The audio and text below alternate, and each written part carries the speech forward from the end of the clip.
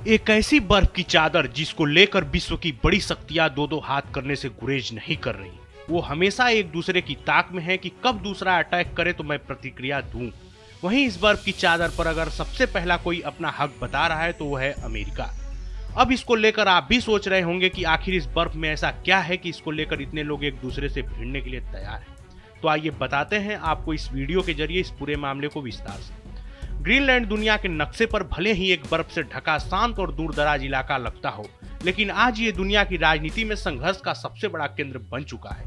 जिस ग्रीनलैंड को कभी लोग केवल ग्लेशियर और बर्फीली पहाड़ियों के लिए जानते थे, वही ग्रीनलैंड अब अमेरिका, चीन, रूस और यूरोप जैसी ताकतों की रणनीति का मुख्य हिस्सा बन गया है।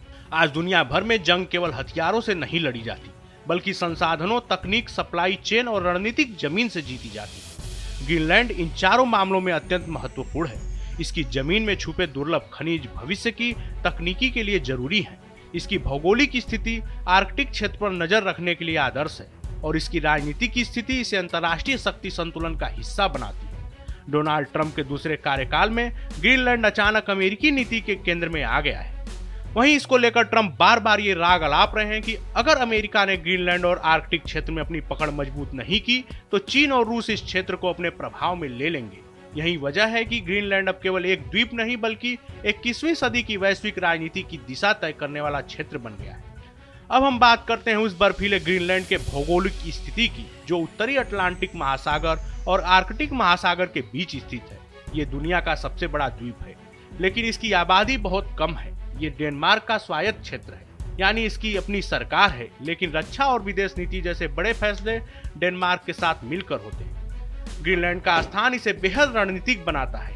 ये अमेरिका और यूरोप के बीच स्थित है और रूस के आर्कटिक क्षेत्र के भी काफी करीब है। इसी वजह से अमेरिका ने यहाँ दशकों पहले सैन्य ठिकाने बनाए थे। आज भी यहाँ अमेरिका का एक प्रमुख एयरबेस मौजूद है, जो मिसाइल, चेतावनी और निगरानी प्रणाली का हिस्सा है। आर्कटिक क्षेत्र अब केवल बर्फ का इलाका नहीं रह गया है। जलवायु परिवर्तन के कारण यहाँ बर्फ पिघल रही है, नए समुद्री रास्ते खुल रहे हैं और संसाधनों तक पहुंच आसान हो रही है। यही वजह है कि आर्कटिक अब व्यापार, सैन्य गतिविधियों और संसाधन दोहन का नया क्षेत्र बन गया है। वहीं इसको लेकर डोनाल्ड ट्रंप भविष्य के संसाधनों और तकनीक की लड़ाई के रूप में देखते हैं। उनका मानना है कि जो देश रेयर अर्थ और रणनीतिक इलाकों पर नियंत्रण करेगा, वही भविष्य की दुनिया का नेतृत्व करेगा। ग्रीनलैंड में उनकी रुचि के 3 मुख्य कारण हैं। इसका पहला रणनीतिक स्थान, दूसरा इसके खनिज संसाधन और तीसरा चीन की बढ़ती मौजूदगी है। इस इलाके को लेकर ट्रंप प्रशासन मानता है कि चीन धीरे धीरे आर्कटिक क्षेत्र में अपने प्रभाव को बढ़ा रहा है। रूस पहले से ही यहाँ मजबूत है। ऐसे में अगर अमेरिका पीछे हटता है तो वो भविष्य की बड़ी भू राजनीतिक दौड़ में पिछड़ सकता है। इसी सोच के तहत ट्रंप ने यूरोपीय देशों पर व्यापारिक दबाव भी बढ़ाया है और यह स्पष्ट किया है कि अमेरिका अपने रणनीतिक हिस्सों के लिए किसी भी हद तक जा सकता है।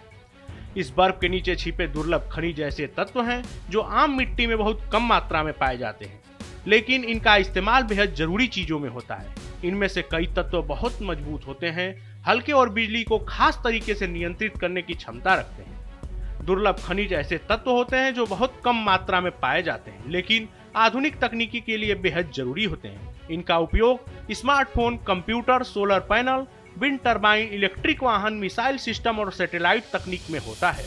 आज की दुनिया इन खनिजों पर निर्भर है। अगर इनकी सप्लाई रुक जाए तो पूरी तकनीकी व्यवस्था चरमरा सकती है। ग्रीनलैंड में इन दुर्लभ खनिजों का विशाल भंडार है। यही वजह है कि ये द्वीप भविष्य की तकनीकी अर्थव्यवस्था का केंद्र बन चुका है।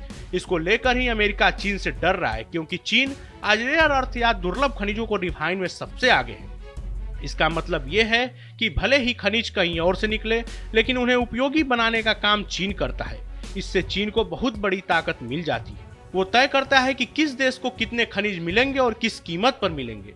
अमेरिका और यूरोप को डर है कि अगर चीन ने कभी सप्लाई रोकी तो उनकी रक्षा और तकनीकी कंपनियां बुरी तरह प्रभावित होंगी। ग्रीनलैंड अमेरिका को इस निर्भरता से बाहर निकालने का रास्ता देता है। आपकी जानकारी के लिए बता दें कि ग्रीनलैंड एक छोटा और कम आबादी वाला इलाका है। वहाँ के लोग भी अच्छी नौकरी, बेहतर अस्पताल, अच्छी शिक्षा और बेहतर जीवन चाहते हैं। इसके लिए सरकार को पैसा चाहिए। अभी ग्रीनलैंड की कमाई सीमित है, इसलिए वहाँ की सरकार चाहती है कि खनिज संसाधनों से देश की आमदनी बढ़े। अगर अमेरिका और यूरोप निवेश नहीं करते तो ग्रीनलैंड के पास ज्यादा विकल्प नहीं बचते। तब उसे चीन जैसे देशों की ओर देखना पड़ सकता है, भले ही वो पूरी तरह सहज न हो। इस खबर को लेकर आपकी क्या राय है, हमें कमेंट बॉक्स में जरूर शेयर करें।